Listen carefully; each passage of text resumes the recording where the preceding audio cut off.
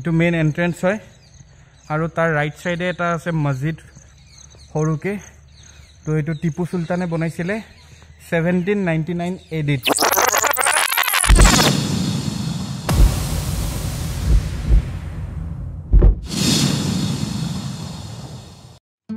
Good morning অসমবাসী road पाइलटर प्रथम तो भिडिओ লৈ আপোনালোক সকলোকে স্বাগতম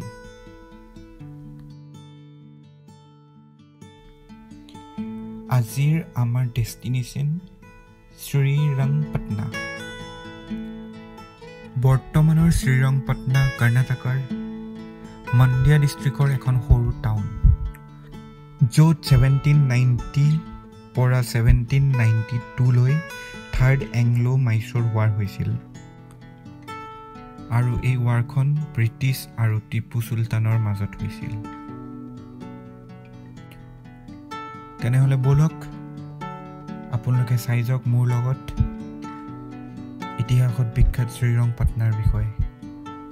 কিছু কিছু কথা So finally মাইসোৰৰ পৰা বেংগলোৰ অভিমুখে যাত্ৰা আৰম্ভ কৰিলো এটো মাইসোৰ কলম্বিয়া স্টেপ পইণ্ট ওয়েদাৰটো গৰম আছিল বৰ্তমান ঠিকে আছে কাম হৈ গৈছে ৰ'দটো কমি গ'ল অলপ আগত বহুত ৰ'দ দি আছিল এটো ওপৰত যোনটো পাইপলাইন দেখা পাই আছে আপোনালোকে এটো হৈছে water supply Kaveri water supply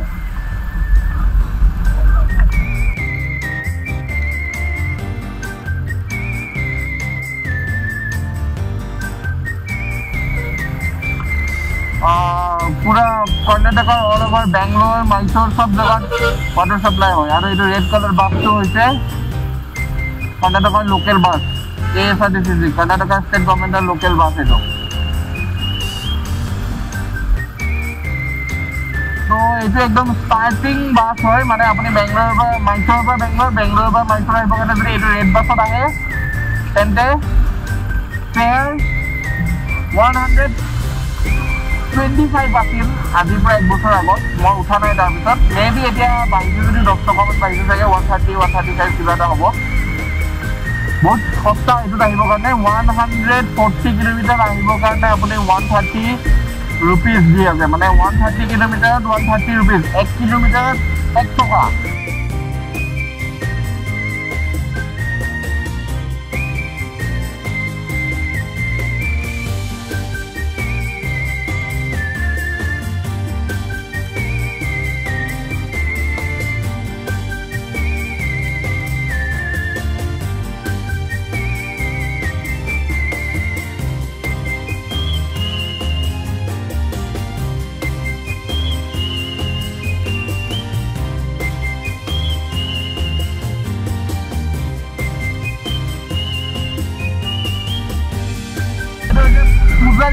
fish land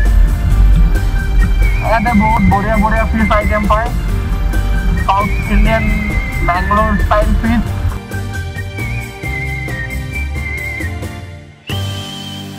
तो आही पाई गलो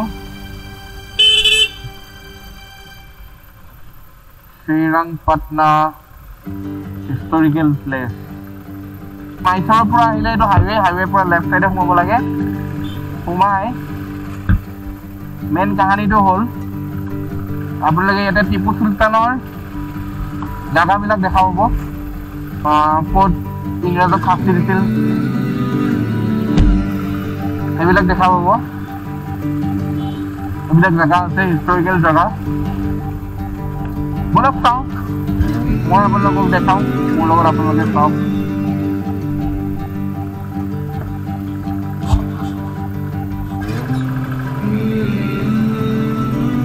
মাইসোৰৰ পৰা বেছি দূৰ নহয় মোটামুটি 15 কিলোমিটাৰ মান হ'ব আৰু ইয়াৰ লাগে 20 কিলোমিটাৰ মান হ'ব 20 কিলোমিটাৰ মান হ'ব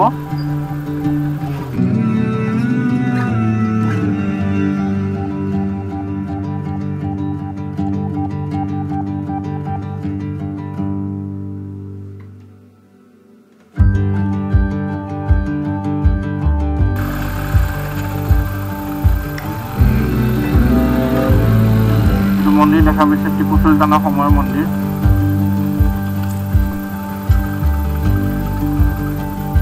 টিপু সুলতানে বনোৱা সেইটো সময়ৰে মন্দিৰ আৰু এতিয়ালৈকে চাওক কিমান ধুনীয়াকৈ ৰাখিছে কিমান ধুনীয়া চাফ চিকুণ পৰিষ্কাৰ ইয়াৰ ভিতৰত নোসোমাওঁ এতিয়া মন্দিৰৰ ভিতৰত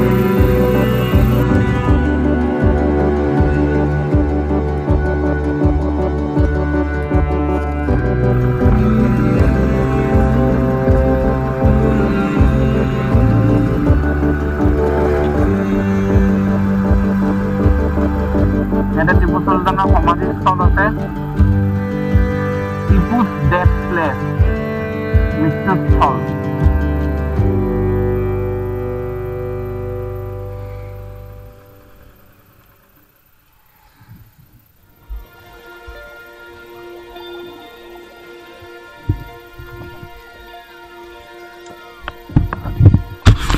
তো টিপু সুলতান ডেথ প্লেচ আপোনালোকে দেখিলে তাৰ পৰা এতিয়া ওলাই আহিলোঁ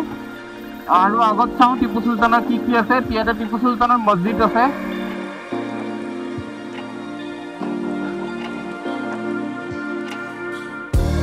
এইটো হৈছে টিপু সুলতানৰ মছজিদ চাই লওক মই নোসোমাওঁ আৰু ইয়াতে সোমোৱা এলাও এনেও নাথাকিব এইবিলাক চাওক পুৰা এৰিয়াটো টিপু সুলতানে চাৰিওফালৰ পৰা ৱালেদি বান্ধি প্ৰটেকশ্যন দিছিলে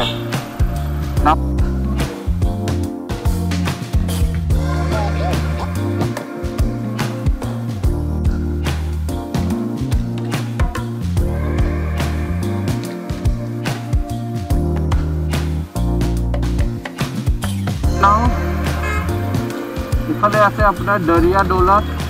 গোসাইয়াঘাটা গুম্বাজ এণ্ড সংগম এইবিলাকো টিপু সুলতানৰ এৰিয়া হয় এতিয়া আমি গৈ আছোঁ ইয়াতে এইকেইটা প্লেচত চাবৰ কাৰণে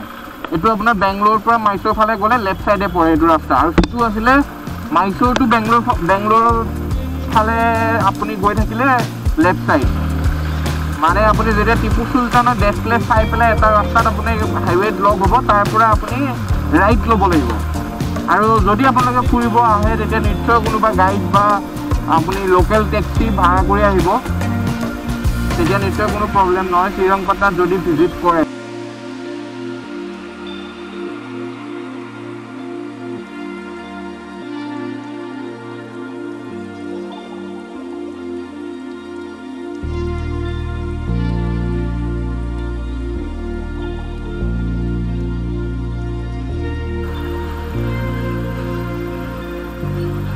Tipu Sultan Summer Palace and Museum.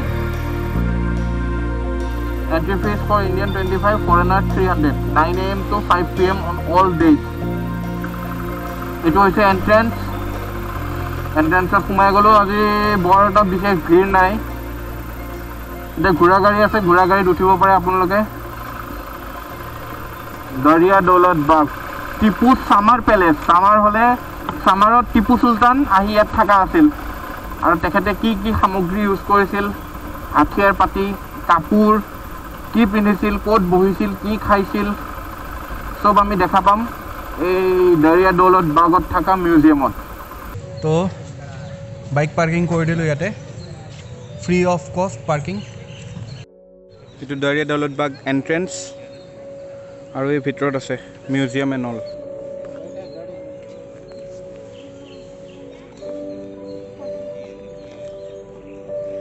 Ticket আপোনালোকে দেখাবলে কোনো লাইন নাই কোনো ভিৰ নাই কিমান সুন্দৰ ব্যৱস্থা তাত আপোনাৰ স্ক্যান কোড দিয়া আছে আপুনি টিকেট অনলাইন কৰিব লাগে ডাইৰেক্টলি পইচা গভৰ্নমেন্ট অফ ইণ্ডিয়াৰ একাউণ্টত গুচি যাব আৰু কৰোনাৰ কাৰণেও ফুল সেফটি প্ৰিকশনছ লৈ আছে মই ব্লগিং কৰাৰ কাৰণে বাৰু মাস্কটো লগোৱা নাই আৰু ৰাইডিং জেকেটতে মই ব্লগ কৰি আছোঁ কাৰণ মই মানে অন দা ৱে হৈ দেখাই আছোঁ আপোনালোকক গোটেইবিলাক জেগা সো ব'লক এতিয়া টিকেট লওঁ টিকেট বুক কৰি আপোনালোকক ভিতৰত গৈ মই দেখাই আছোঁ এন্ট্ৰি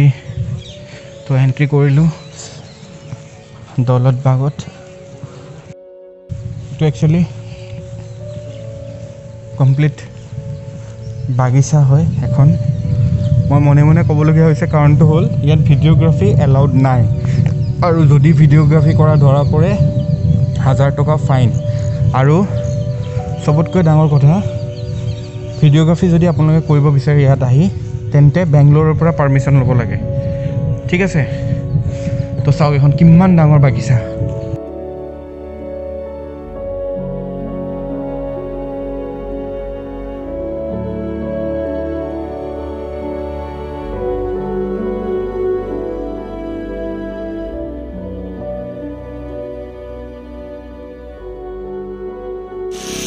এইখনে হৈছে টিপু সুলতানৰ দৌলত বাগ আৰু ব'লক আমি